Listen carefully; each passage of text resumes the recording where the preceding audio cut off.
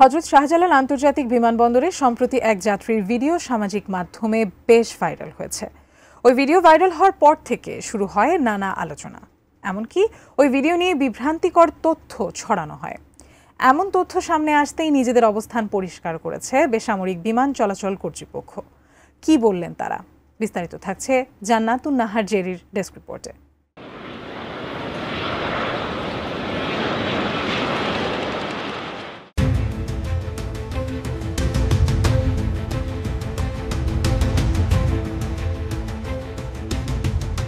হযরত শাহজালাল আন্তর্জাতিক বিমানবন্দরে এক যাত্রী হঠাৎই উত্তেজিত হওয়ার ভিডিও সামাজিক যোগাযোগ মাধ্যমে ভাইরাল হওয়ার পর থেকে নেটিজেনদের অনেকেই করেছেন দুঃখ প্রকাশ, আবার অনেকেই করেছেন নেতিবাচক মন্তব্য।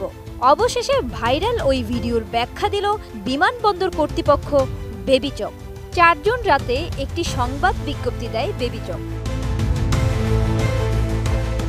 বিবৃতিতে বেবিচক জানায়, ৪ জুন রাত ১টা ৩৬ বোর্ডিং ব্রিজ ৬A নিরাপত্তা রাউন্ড চলাকালে মালয়েশিয়া এয়ারলাইন্সের ফ্লাইট MH196 এক যাত্রী মোহাম্মদ তুহিন আলী চিৎকার ও অশ্লীল ভাষায় গালিগালাজ করেছিলেন।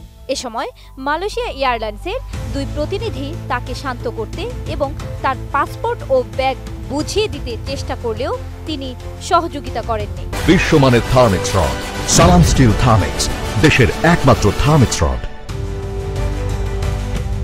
ওই যাত্রী তার মালামাল, পাসপোর্ট এবং অর্থ মালয়েশিয়ান রিঙ্গিত বোর্ডিং ব্রিজ এলাকায় ছুঁড়ে ফেলেন এবং নিজের বাবা মাকে নিয়ে অশালীন মন্তব্য করতে থাকেন।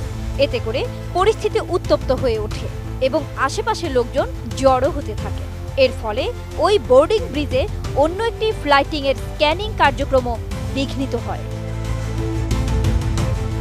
পরে মালয়েশিয়ান এয়ারলাইন্সের প্রতিনিধি ও নিরাপত্তা টিমের সদস্যরা ওই যাত্রীকে আগমনী ইমিগ্রেশনের প্রক্রিয়া সম্পন্ন করে ব্যাগেজ বেল্ট এলাকায় নিয়ে যাওয়ার চেষ্টা করেন। তবে তিনি তা প্রত্যাখ্যান করে গালিগালাজ করতে করতে ১ নম্বর বেল্টের দিকে চলে যান। ওই সময়ে তার আচরণ ছিল অস্বাভাবিক ও অত্যন্ত আগ্রাসী।